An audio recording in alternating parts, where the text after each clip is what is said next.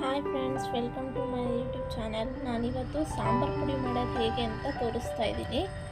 ಸಾಂಬಾರು ಪುಡಿ ಮಾಡೋಕ್ಕೆ ಬೇಕಾಗಿರುವ ಸಾಮಗ್ರಿಗಳು: ತೊಗರಿಬೇಳೆ 1/4 kg, ಕಡಲೆಬೇಳೆ 1/4 kg, ಮೆಂತ್ಯಕಾಳು 50 ಗ್ರಾಮು, ಜೀರಿಗೆ 1/4 kg, ಹೆಸರುಬೇಳೆ 1/4 kg, ಉದ್ದಿನಬೇಳೆ 100 ಗ್ರಾಮು, ಸಾಸಿವೆ 50 ಗ್ರಾಮು, ಕರಿಬೇವು ಸೊಪ್ಪು 2 ಕಟ್ಟು, ಕಾಳುಮೆಣಸು 100 ಗ್ರಾಮು, ಒಣಮೆಣಸಿನ್ಕಾಯಿ ಅರ್ಧ kg, ಧನಿಯಾ ಕಾಳು 1/4 kg, ಅಕ್ಕಿ 1/4 kg, ಅರಿಶಿನ ಕೊಂಬು 25 ಗ್ರಾಮು.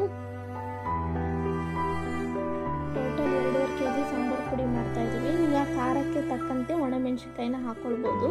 25 ಗ್ರಾಮ್. ಆಮೇಲೆ ಬಾಣಲಿ ಇಟ್ಟಿದ್ದೀವಿ. ಬಾಣಲಿ ಕಾದಾದ್ಮೇಲೆ ಧನಿಯಾ ಕಾಳು ಹಾಕಿ ಚೆನ್ನಾಗಿ ಹುರಿತಾ ಇದ್ದೀವಿ.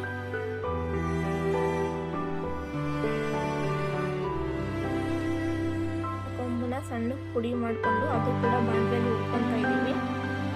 ಅಕ್ಕಿ ಕೂಡ ಹುರ್ಕೊತಾ ಇದ್ದೀವಿ. ನಂತರ ಮೆಂತ್ಯಕಾಳನ್ನು ಹಾಕಿ ಅದು ಕೂಡ ಹುರ್ಕೊತಾ ಇದ್ದೀವಿ.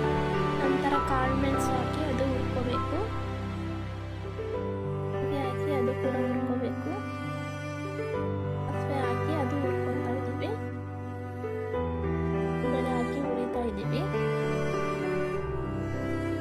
ಬೇಳೆ ಹಾಕಿ ಹುರಿತಾ ಇದ್ದೀವಿ. ಕಡಲೆಬೇಳೆ ಹಾಗೆ ತೊಗರಿಬೇಳೆ ಒಟ್ಟಿಗೆ ಹಾಕಿ ಹುರ್ಕೊತಾ ಇದ್ದೀವಿ. ಒಣಗಿಸಿಕೊಂಡಿರುವ ಕರಿಬೇವು ಸೊಪ್ಪು ಕೂಡ ಹಾಕಿ ಹುರ್ಕೊತಾ ಇದ್ದೀವಿ. ಒಣಗಿಸಿಕೊಂಡಿರುವ ಒಣ ಮೆಣಸಿನಕಾಯಿನೂ ಕೂಡ ಬಾಣಲೆಯಲ್ಲಿ ಹಾಕಿ ಹುರಿತಾ ಇದ್ದೀವಿ. ಪದಾರ್ಥಗಳನ್ನು ಹುರಿದುಕೊಂಡು ಒಂದು ಪ್ಲೇಟಿನಲ್ಲಿ ಹಾಕಿದ್ದೀವಿ. ಅದರ ಮೇಲೆ ಹಿಂಗನ್ನು ಹಾಕ್ತಾ ಇದ್ದೀವಿ.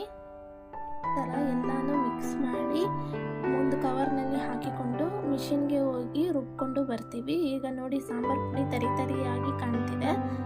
ಸಾಂಬಾರು ಕೂಡ ರೆಡಿ ಮಾಡಿದ್ದೀವಿ. ರುಚಿ ನೋಡಿದ್ವಿ, ತುಂಬ ಚೆನ್ನಾಗಿ ಬಂದಿದೆ. ನಿಮಗೂ ನಾವು ಮಾಡಿರೋ ಸಾಂಬಾರು ಪುಡಿ ವಿಧಾನ ಇಷ್ಟ ಆಗಿದ್ರೆ ಲೈಕ್ ಮಾಡಿ friends. Thank you. Bye bye.